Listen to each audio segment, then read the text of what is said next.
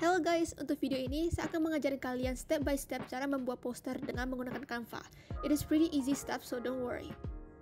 Step 1, kita pergi ke website atau aplikasi Canva. Di sini saya menggunakan website Canva, lalu kita type poster, lalu klik, and then create a blank poster.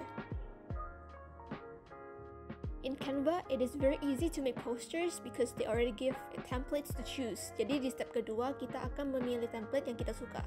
I am thinking about colorful posters, so I gonna search the poster names by colorful, and then menambahkan quote saja.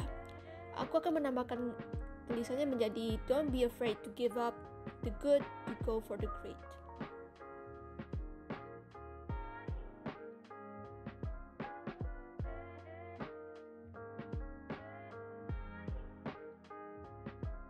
Step 3 is just to add whatever you like to the poster. We can add some stickers or rearrange desainnya.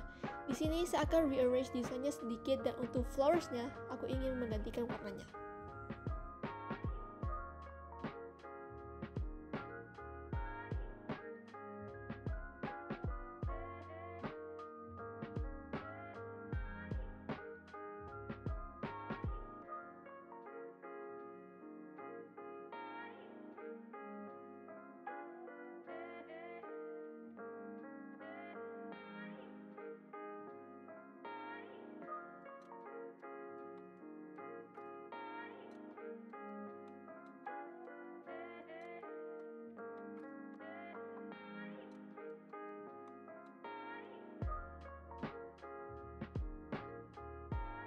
And tada!